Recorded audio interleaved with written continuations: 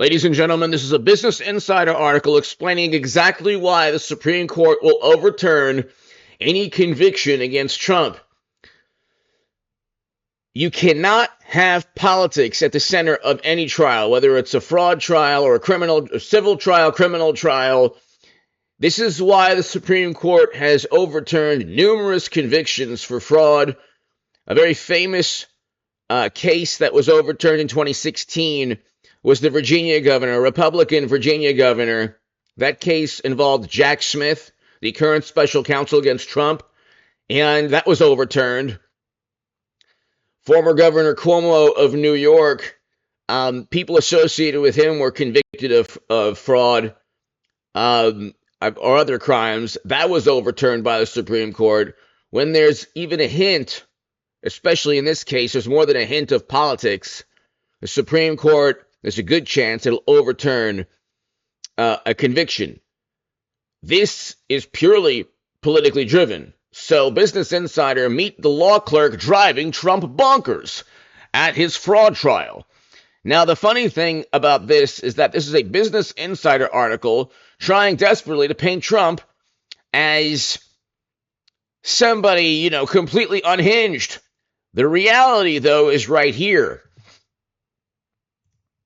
The reality, though, is that one of the top officials at the court gave to Democratic Party leaders, not only gave to Democratic Party organizations, but was a part of Tammany Hall, so to speak, the Democratic Party in New York. Very important part of her career was the Democratic Party. Hit subscribe to this channel right now. This Business Insider article is going to explain why the Supreme Court will overturn any conviction. To read my writing, by the way, in The Hill, The Huffington Post, Salon, The Jerusalem Post, Federalist, other publications, go to hagoodman.com. But ladies and gentlemen, here in New York, trial judges are essentially handpicked by local party leaders. And in Manhattan, that means that Democratic Party groups make the decisions. It's literally in the article that is painting Trump as this unhinged lunatic going after and attacking officials within New York.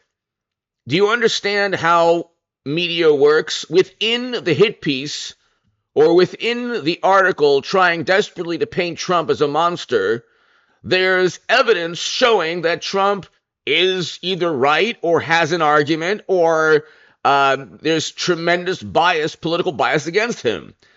As part of her race, her political contest, the court clerk courted, literally, this quote-unquote, courted Democratic Party chapters in the city for their support, hobnobbing with local political leaders and talking about her judicial philosophy. Records show she donated to groups including West Side Democrats, Grand Street Democrats, Kitchen Democrats, Village Independent Democrats, and other candidates, among other candidates. The law clerk didn't get the nomination.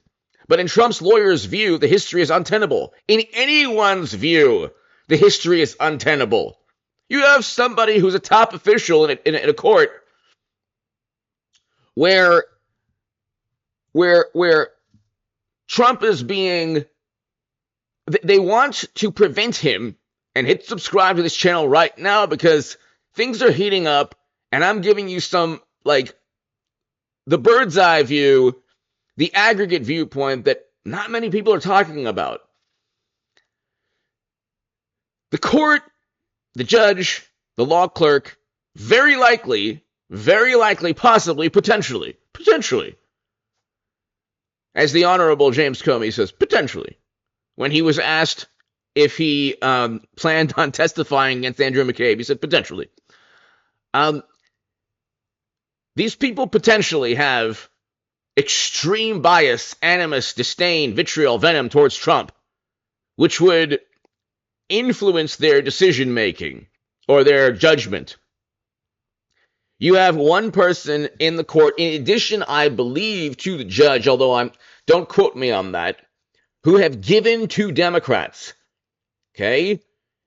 What greater example of going after your political opponents? See, than this. They're saying that Trump's next tenure, he's going to go after his political opponents. They're going after Trump. These are people who are literally going after their political opponent in Trump in 2024. You couldn't get a greater example of politicians going after their political rivals than what's happening against Trump, while they're covering up for Hunter and Joe's obvious graft. When people say there's no evidence that Hunter engaged in graft and bribery, there are hundreds of examples where banks themselves, have said this transaction is not justified regarding Hunter and Joe. There are hundreds of examples, or well over 100, where banks have stated, yeah, this transfer of money, this business deal is problematic. Not one example where a bank goes after Trump. Okay, and then you have emails within a laptop that 50 intelligence officials said was a plot by the Kremlin. And you'd have to be stupid not to realize that not only is the evidence there, but the entire American political establishment is covering up for the Democratic Party and their possible potential corruption and criminality, while at the same time going after Trump, and at the same time saying that Trump is going after them, is planning to go after them. That's terrible. So it's obviously partisan. You have a situation, ladies and gentlemen, where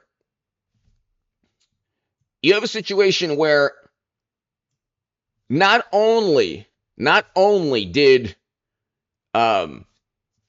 certain people work for not only work, but let's say give money to the Democratic Party, but you have top officials giving money to the Democratic Party, and also in the case of the district attorney and top prosecutors in New York and Fulton County, for example, making statements about Trump. I thought that when Trump makes statements about somebody, that it's extremely egregious and he's trying to go after the people and hurt them and make their lives miserable and all that.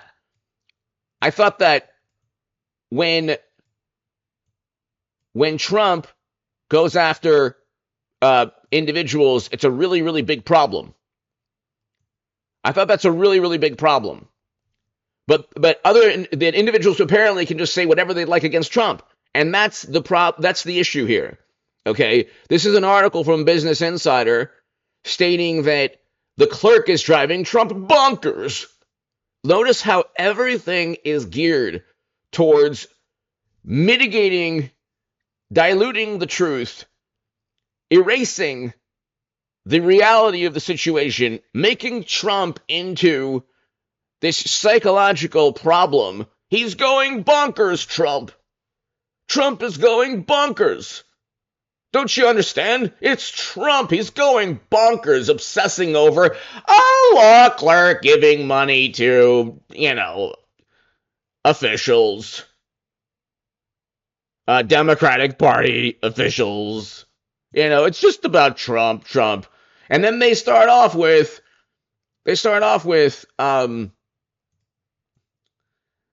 a famous joke among lawyers. A good lawyer knows the law. A great lawyer knows the judge. But what about the law clerk?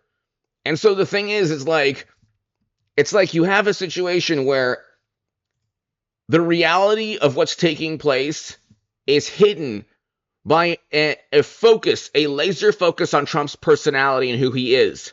Because everyone around him is normal, don't you know? Even the people who literally give to the Democratic Party and then judge him. I mean, it's like, could you imagine if there were prejudicial text messages from a law enforcement official during a trial? Could you imagine if a judge gave, or a law clerk gave, to Trump 2020 campaign, or Trump 2024? You would never hear the end of it from Democrats. But that's okay, don't you understand? When it's Democrats going after Trump, they're completely unbiased, apolitical, and totally above board. Not a problem at all. Anyway, ladies and gentlemen, hit subscribe to this channel right now. I'll be back in a couple of hours. I'll do at least 3 today on this channel. Hit subscribe right now, people. The Supreme Court will overturn this fraud conviction. Thank you.